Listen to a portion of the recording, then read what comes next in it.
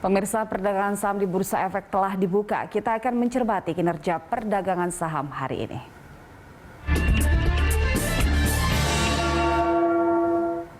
Dan untuk mengetahui pergerakan saham hari ini, pemirsa, kita telah terhubung dengan Direktur Ekuator Suwarna Investama, ada Pak Hans Kueh. Selamat pagi, Pak Hans.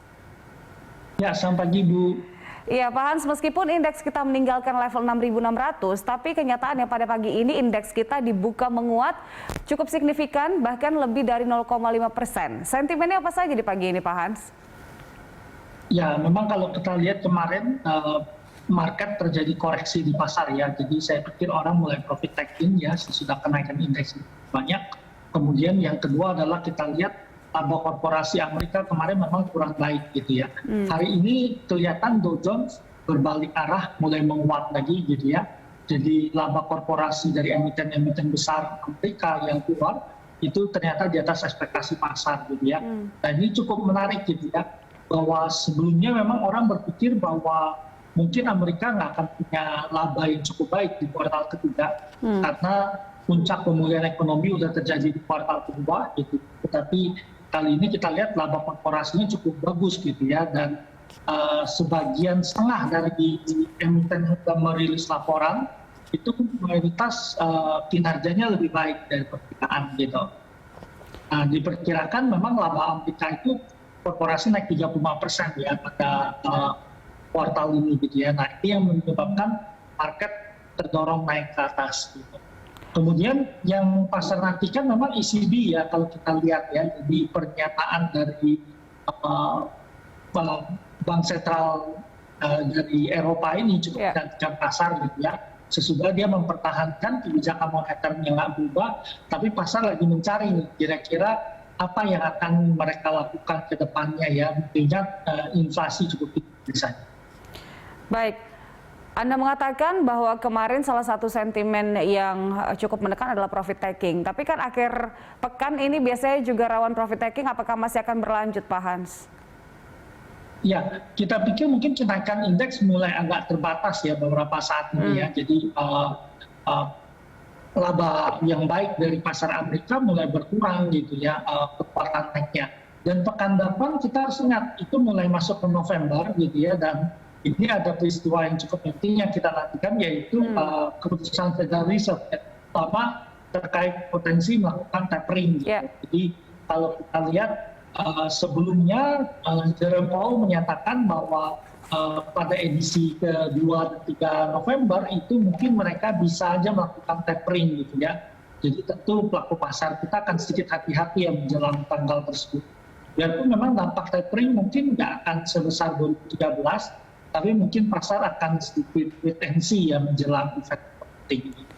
Kehati-hatian dari pasar sendiri jelang tapering ini sudah mulai kelihatan belum, Pak Hans? Ya, memang kalau kita lihat dalam seminggu sebelumnya itu indeks yang tadinya naik kenceng itu sideways. Kemudian 2 hari kemarin udah koreksi. Hari ini memang kita lihat technical rebound yang terjadi di pasar ya. Jadi memang pelaku pasar udah berhati-hati ya. Tapi ini beda sekali dengan 2013, karena 2013 menjelang tapering itu market udah terkoreksi banyak gitu ya. Rupiah dari 9.700-an itu terus melemah waktu itu gitu.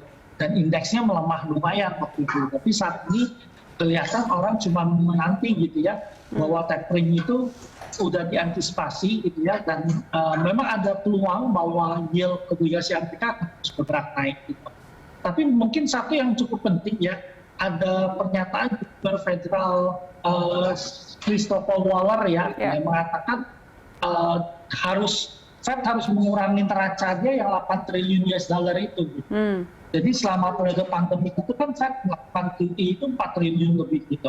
Nah kemudian sekarang neracanya ada 8 triliun lebih. Nah dia berpikir bahwa Fed ini mungkin akan mengurangi neracanya. Kalau dia mengurangi neraca artinya dia menunggu surat berharga jatuh tempo, kemudian duit ditarik balik, atau dia menjual surat berharga di neraca Fed sehingga uang itu bergerak ke bawah. Iya, meskipun memang pasti akan berdampak dari aksi tapering ini, tapi juga telah diantisipasi dengan berbagai aksi. Jadi memang cukup wait and see aja jelang beberapa kebijakan sebelum tapering terjadi. Pak Hans, komoditas kita tahu 2 pekan belakangan setidaknya harganya sangat naik ya, dan kemudian sekarang sudah mulai melandai. Apakah ini berpengaruh kepada indeks kita? Ya, jadi kalau kita lihat ini yang cukup menarik ya, bahwa bursa Indonesia itu adalah yang dianggap termasuk paling diuntungkan dengan kenaikan komoditas ya. Jadi mata uang rupiah itu diperkirakan akan jadi mata uang yang paling kuat termasuk sampai akhir tahun ini akibat kenaikan komoditas. Kemudian dana asing mulai mengalir masuk deras ke pasar bursa kita akibat dari kenaikan komoditas. Karena kita dianggap sangat diuntungkan dengan kenaikan komoditas. Neraca perdagangan kita kemungkinan akan surplus ya. Kemarin udah 16 kali surplus, sekarang akan berlanjut surplus tersebut gitu ya. Nah ini yang menyebabkan Indonesia cukup kuat ya pasar saham kita. Nah beberapa pekan terakhir ini orang mulai agak koreksi dikit ya di harga komoditas ya. Kalau kita lihat salah satunya adalah Tiongkok yang mulai masuk ke pasar untuk intervensi. Dia melihat kenaikan batu bara yang terlalu tinggi dan energi yang tinggi, ini mereka mulai intervensi. Menekan supaya harga energinya nggak terlalu tinggi gitu. Tapi saya mempelajari biasanya intervensi itu terjadi jangka pendek gitu ya. Jadi dia cuma bisa masuk pasar, terus instruksi tolong produksinya dinaikkan, kemudian mau ngatur ini, mengatur apa gitu ya supaya harga komoditas turun. Tapi biasanya jangka pendek karena biasanya sesudah itu komoditas kembali naik lagi ke atas gitu.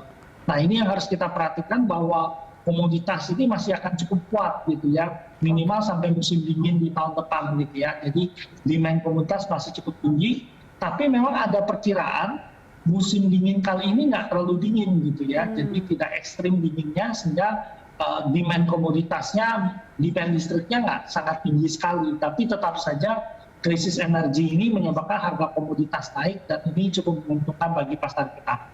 Nah, apakah menurut Anda ini kesempatan bagi para trader yang melihat kesempatan komoditas lagi turun tapi kecenderungannya masih naik nanti hingga beberapa waktu ke depan ini untuk masuk sekarang, Pak Hans? Ya, data pikir sih seperti itu ya. Jadi saham-saham komoditas masih bisa jadi pilihan kita ya. Karena kita masih cukup bullish dengan komoditas. Dan memang kalau kita lihat komoditas energi ini mungkin terjadi di jangka pendek gitu ya. Tapi ceritanya akan berbeda karena dunia ini kan lagi bicara tentang pemanasan global gitu ya. Kekhawatiran tentang mencairnya es di kutub gitu. Sehingga mereka ingin energi yang bersih gitu ya. Nah ini mungkin menyebabkan krisis energinya akan lebih panjang. Tapi mungkin tidak terlalu positif bagi energi seperti batu bara gitu. Tetapi secara umum komoditas lain masih akan bullish ya. Dan mungkin akan sudah memasuki fase super bull mereka ya. Jadi wave naik besarnya dia mulai masuk ke sana gitu. Karena dunia akan pulih dari pandemi COVID, demand akan meningkat, dan inflasi akan tinggi. Karena dunia itu ada sedikit masalah. Pertama rantai pasokan, tapi yang kedua kesulitan mencari tenaga kerja gitu ya, jadi masalah. Nah, kemudian demand orang akan meningkatkan komoditas, tetap mendapatkan demand gitu ya, karena ekonomi tumbuh butuh komoditas, sehingga dalam jangka panjang komoditas akan menarik. Kita pikir memang komoditas ini harus kita manfaatkan ketika koreksi bisa akumulasi duit. Oke, komoditas masih akan bullish. Nah, Pak Hans, sekarang indeks kita sudah di 6.561 ya. Apakah prediksi Anda nanti akan ditutup ke 6.600 kembali atau seperti apa? Mungkin kita harus hati-hati ya, karena pasar mungkin nggak terlalu positif sekali ya dalam pekan ini dan pekan depan ya, karena kita harus menunggu FOMC dan Federal Reserve yang kemungkinan keputusannya adalah tapering ya. Dan kalau kita lihat kan perkiraannya kan dia tengah tahun depan itu berakhir quantitative easing-nya. Berarti kemungkinan pemotongan tapering yang dilakukan sekarang 120, dia mungkin akan motong 20 ya, 15 sampai 20 miliar US dollar per bulan pengurangan QE, dan tengah tahun udah berakhir gitu. Jadi kemungkinan pasarnya nggak akan terlalu positif. Jadi saya pikir mungkin indeksnya harus sedikit hati-hati ya, kita nggak lihat indeks akan cukup kuat untuk naik tembus 66, mungkin hari ini agak berat. Baik. Pak Hans, kita jeda sebentar, pemirsa tetaplah bersama kami di Opening Bell.